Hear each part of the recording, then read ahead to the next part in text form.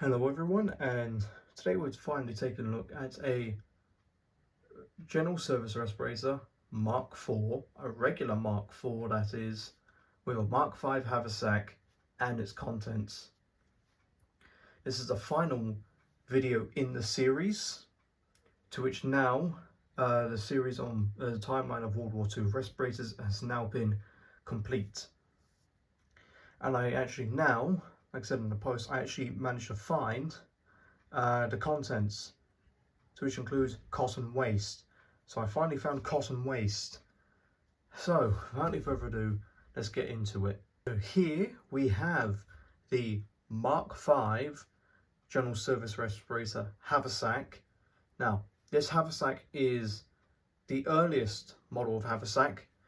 These would have came about sometime in the 1930s, and these would have really been used up until about 1940.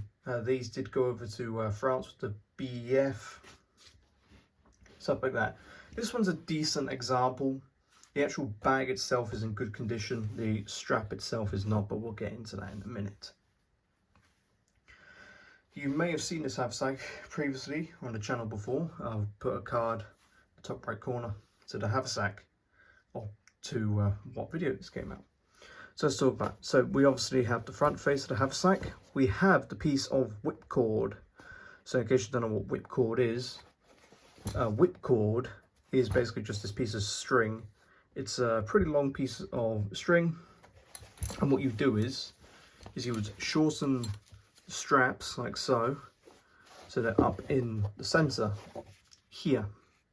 And so what you do is you pass the whipcord through the strap like so it would go like that. And then basically this will allow you to get the Haversack high up on the chest, so on the alert position.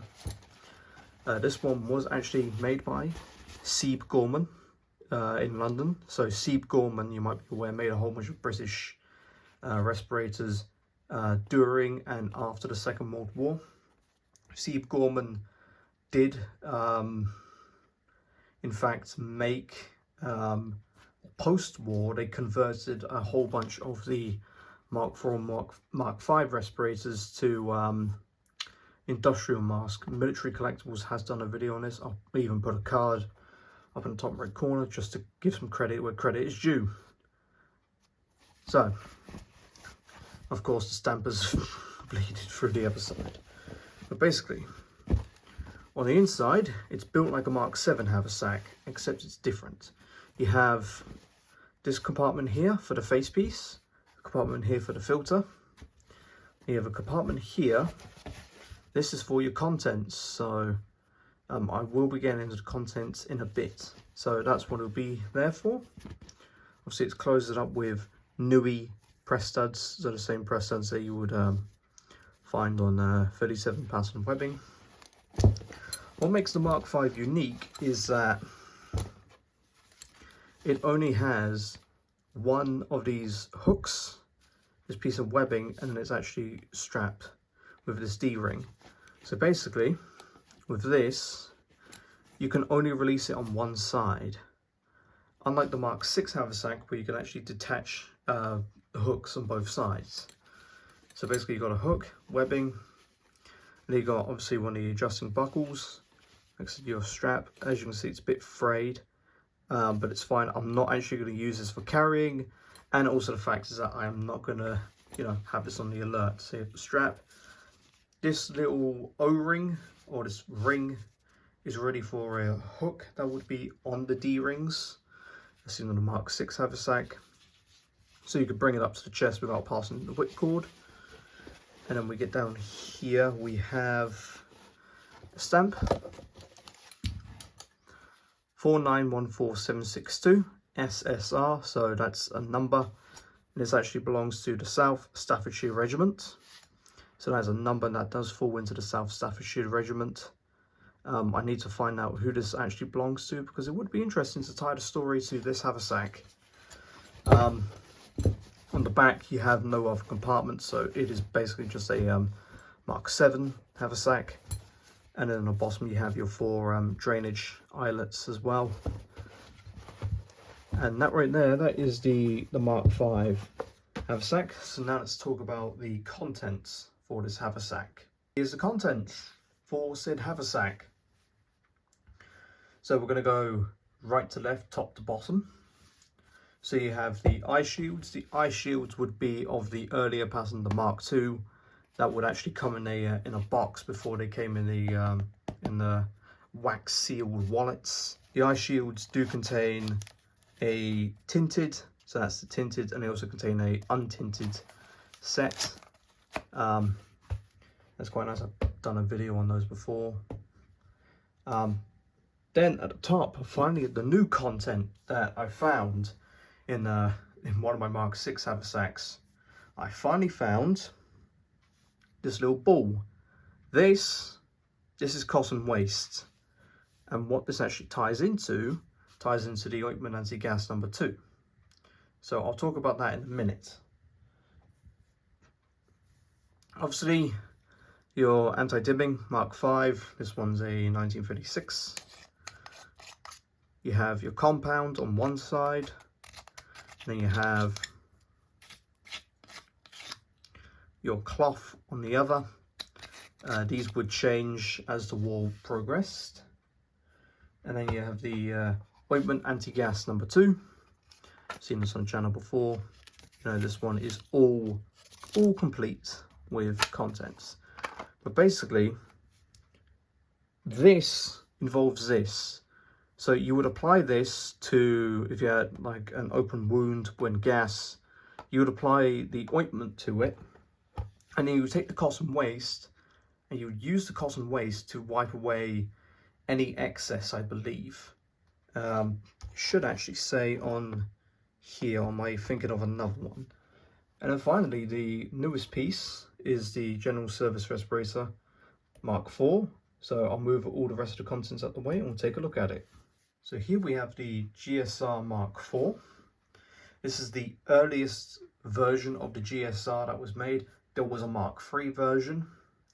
But basically the GSRs are a copy of the World War I SBRs, the small box respirators, but except slightly modified. So instead of having a 13-inch long tube, I believe this is about 10 inches, or probably shorter than 13.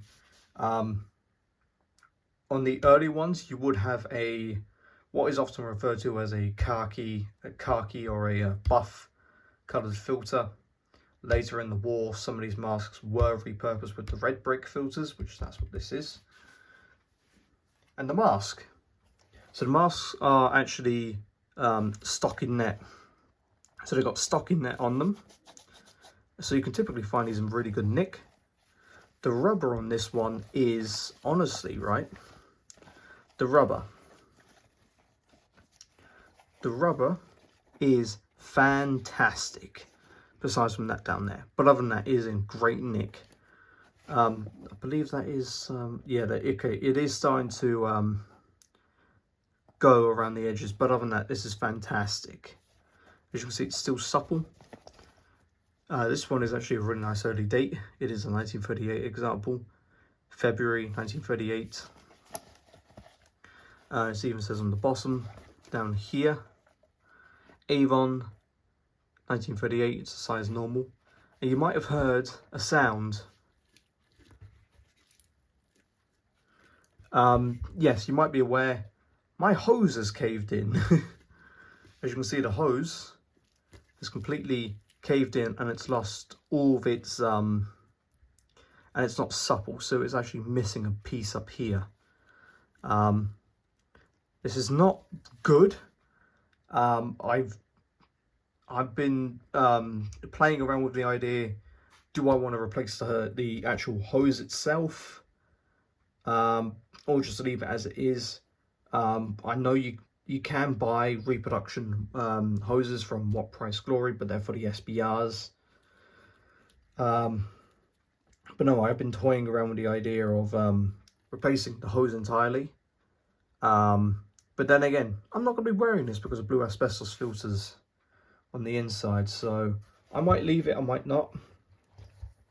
And then if I were to, really this is for, I'm gonna, if I ever bring this out with me for shows and events, this there will be thing next to it saying display purposes only.